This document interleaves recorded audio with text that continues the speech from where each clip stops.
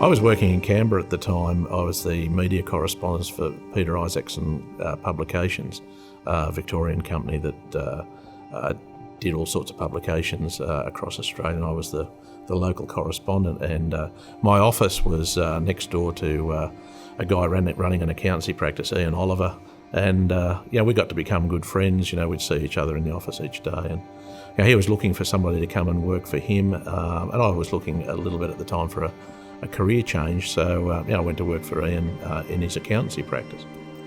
Pretty soon after that, I discovered that he had a business partner, Frank Timmer, a Queanbeyan guy, and they had purchased a block of land in Queanbeyan up at the back of the bus station, and they were going to build self-storage units on it. So I followed the process of how these guys got started, and obviously I got involved pretty quickly myself, and it was a very interesting time to build self-storage. There wasn't very much in Canberra at the time.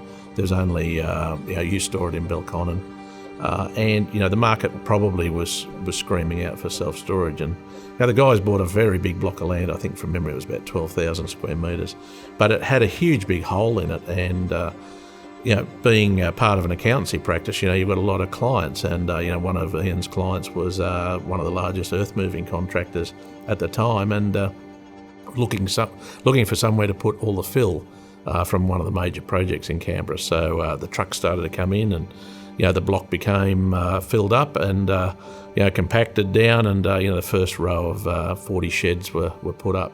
But what became really evident at the time was that this project was going to really fly and take off, and those sheds rented up very quickly. As a matter of fact, they rented as fast as you could put the roller doors on. They were being rented, and we had the local real estate agent down in Main Street of Queanbeyan. It looked after the rentals, and it just started to grow from there. And the second stage came along, and third stage came along as well.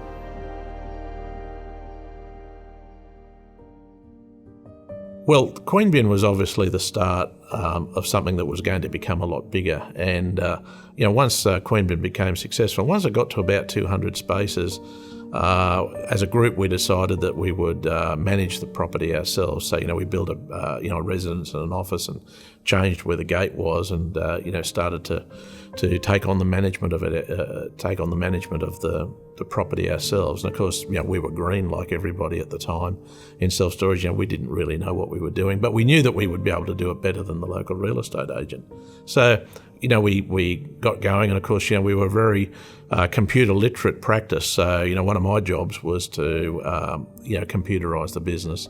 And we installed, one of the first in Australia in self-storage management software, being Mini Storage Plus, and there'd only a handful of people were using software in those days. So, we managed to make that work, and the facilities grew from then on. A block of land became available in Hume on the south side of the ACT, and we started to develop there, and the rest is history. One of the largest groups got built.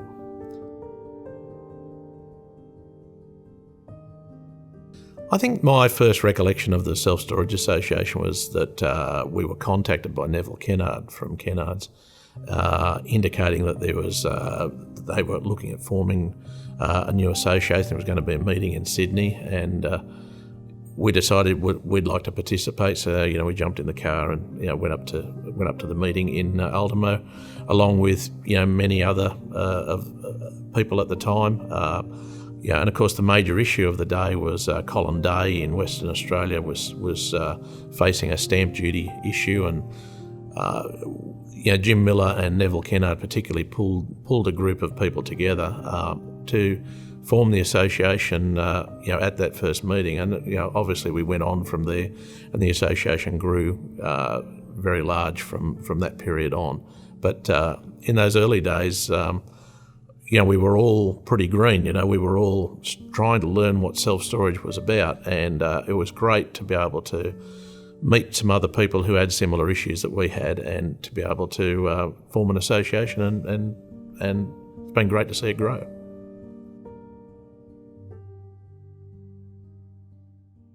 Well, my association with storage today is in a couple of ways. Obviously I'm the chairman of the Centreforce Technology Group, which represents the Sitelink brand in Australia. And we also own R6 Digital, which is one of Queensland's largest digital agencies now, which does specialise in self-storage marketing.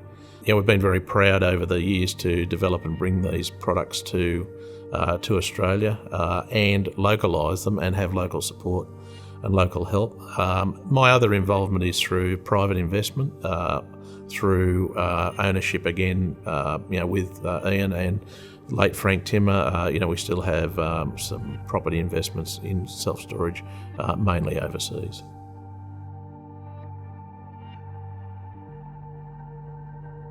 What would be my biggest challenge in the industry? I suppose developing technology for self-storage hasn't been an easy task. It's been a great challenge, and I suppose the biggest challenge for me personally has been able to communicate with US software manufacturers about the specific issues that Australian self-storage, New Zealand and Asian self-storage facilities face. Is that communication process has been one of the longest things we've ever had to do. And Australia is a very, very small place when it comes to self-storage. All of the self-storage facilities in Australia would fit in Florida.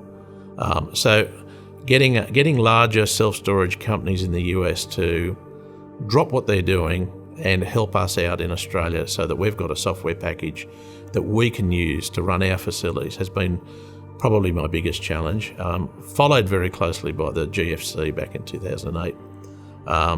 We struggled through the GFC like many suppliers did. The taps for us turned off. A lot of self-storage businesses stopped buying and stopped building. We were very active at the time in access control and CCTV. That was the other part of the strings to our bow.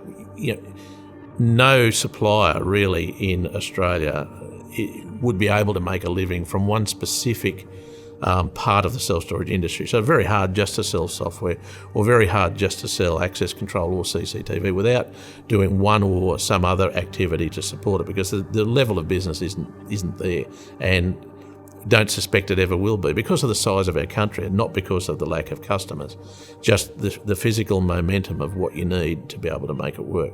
But the GFC was particularly hard for us. We lost over 90% of our business.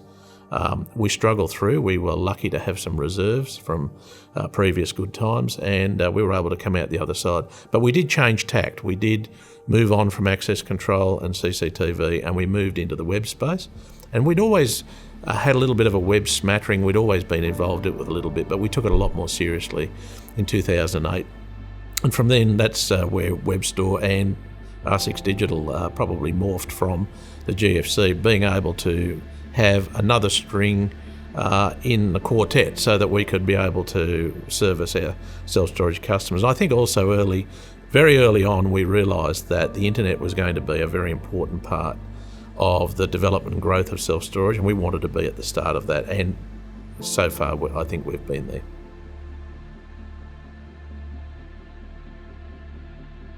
How's our business benefited from self-storage membership? Well, you need a self-storage association to unite people, and as an industry over the last 30 years, we've been extremely lucky that we haven't had what I call the cancer in the bun story, which is, what McDonald's are always concerned about, or Hungry Jack's or someone like that. Is there going to be the big story on a current affair? We've been very lucky. We've had no real challenges to our industry and business over that period of time, but we could have. And of course, we've all recently been through the COVID-19 pandemic, and that has shown that our industry is resilient. But equally, it's also shown that self-storage associations like the Australian Association has been able to bring people together and provide information so that they could move forward and keep their businesses running. So in our case, the benefit of the association has been a close working relationship with the team over the years. We've always participated, bar one conference. I think we've been to pretty well every other conference. We've always had a trade show stand. We feel like we belong, and we feel like we've contributed And I couldn't recommend membership more than that, other than to say it's the place where the industry can come together, and very few industries can come together like the self-storage industry.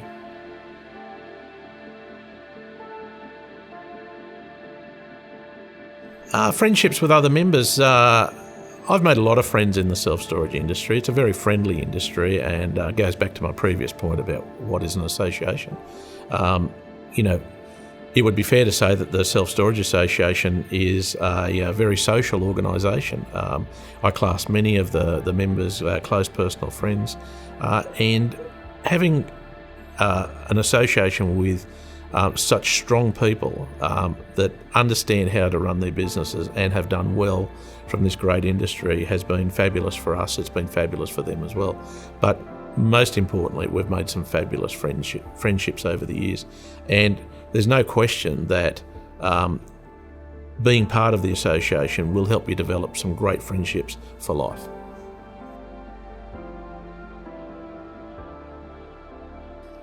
An interesting storage tale. Well, of course, I've been involved not only as being an operator for many, many years, 25 years, but also, being on the software side of the business through to, I've had a very unique, and probably the most unique, opportunity of just about anybody in the industry. But the story I think that probably comes to best to my mind was in the early days back at Capital Self Storage in Queanbeyan.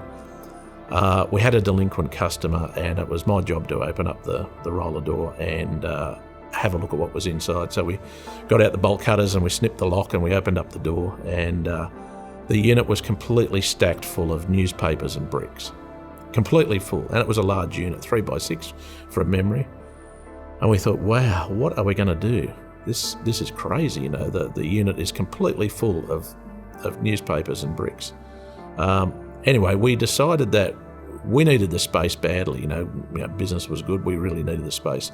We had some other commercial spaces further down near some of our other buildings down in Queanbeyan. So we got the removalists in, spent $800 and piled all this stuff up and took it down to another unit that didn't really worry us too much. Anyway, we finally we tried to contact the owner, but he didn't respond. But luckily his wife did respond, and she rang me up, and she said, I'm so glad that you've told me about that. I'll pay the bill straight away. I had no idea where he was putting all those bricks and newspapers. And I said, well, what do you mean? She said, oh, look, my husband's a public servant. He works, in one of the government departments, and he comes home each day and he reads the newspaper. And he likes reading the newspaper out the front of his house, so he sits out the front, and every time he reads the newspaper, he puts a brick on top of the old newspaper. And I said, well, but doesn't he just use the same brick? No, what he was doing, she said, he was coming home with a new brick and a new newspaper every day, and then on the weekends, he was taking those newspapers and bricks and storing them in our facility. So anyway, I've got to say, I was really shocked at this. I thought, man, I've heard of compulsive storage disorder, but this one really takes the cake. But the second part of this story is even crazier, is that we eventually said to her, look, you need to dispose of all this stuff. We've got it in this unit down the road. Can you please organise to dispose of it? She said, no problems, I'll get it looked after. So anyway, she came along, she took all the goods away. Back in those early days, I was working on the storage, helping with the editorial content, and we were having a meeting with Joe Barbaro, who was the printer, and I was telling him a story about the bricks and newspapers, and he said, "Geez, that's a bit strange. I've just had the same problem." And I said, "What do you mean you've just had the same problem?" He said, "I've just had to evict this guy for having bricks and newspapers in my units, in one of my units." And I said, well, she must have moved from Queanbeyan into your facility. So rather than dealing with the problem, she just moved the problem on to another self-storage facility. So that's probably the weirdest story that I've got when it comes to self-storage. It certainly was weird at the time. But, we've had all sorts of weird things happen. But that's the industry. That's the fun of the industry. Not like many other industries, with some really crazy things. But what people store is always the great mystery in self-storage.